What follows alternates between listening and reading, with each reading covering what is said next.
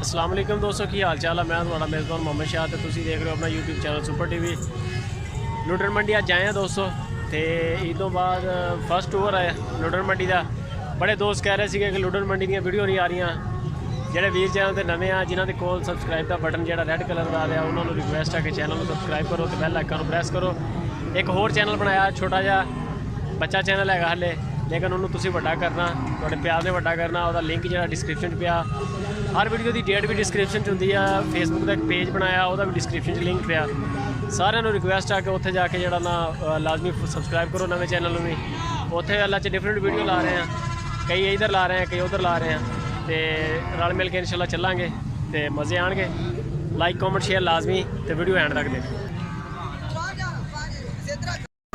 है जी लुडन मंडी के बड़े सारे दोस्त कहते हैं कि मझां की वीडियो बनाओ, लेकिन मझां इतने होंदियां नहीं एडियां, घट मझां होंदियां। बाबा जी की मुल करते हैं इसका? 1,60,000।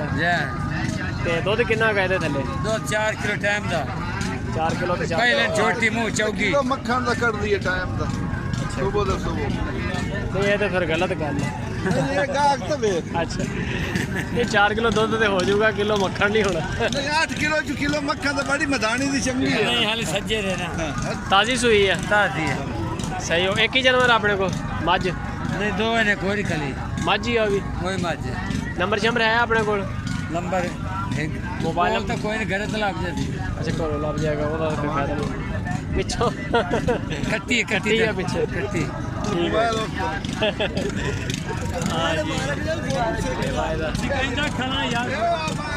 खाना बिल्कुल छोटे छोटे को जाए माशाल्लाह खाना। हाँ साढ़े माई जा है जी लुडन मंडी। तो लुडन मंडी के बड़े दोस्त कहते कि झोटियाँ मझां। सर किन्ने पैसे मांग रहे हो? 1,05,000। दुध कितना कहा थे? 5 किलो एक टाइम का, 2 टाइम का। पिछे बच्ची बच्चा कट्टी।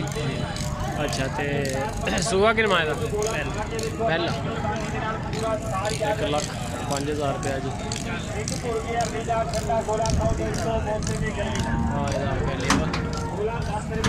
2.5 किलो दुध एक टाइम का, 2.5 किलो एक टाइम का, 5 किलो दुध 2 टाइम आ गया पूरी।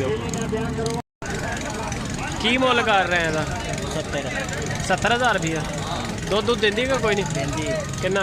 3 किलो 2 टाइम का। एक टाइम का 3 किलो, 2 टाइम का 6 किलो। नहीं, 2 टाइम मिलती। अच्छा, 2 टाइम मिलती नहीं, एक टाइम नहीं मिलती। ठीक हो गया भी सही है जी। आ गया पूरी माई का फोटो। 70,000 रुपया लेवा। फटे का माल है जी, कसाइया का माल इस तरह अगे बनाइया है जी लुडन मंडी। जी बड़े दोस्त कहते हैं जी मझां का नहीं बनाते, मझां का नहीं बनाते। मझां आउंदियां इस तरह।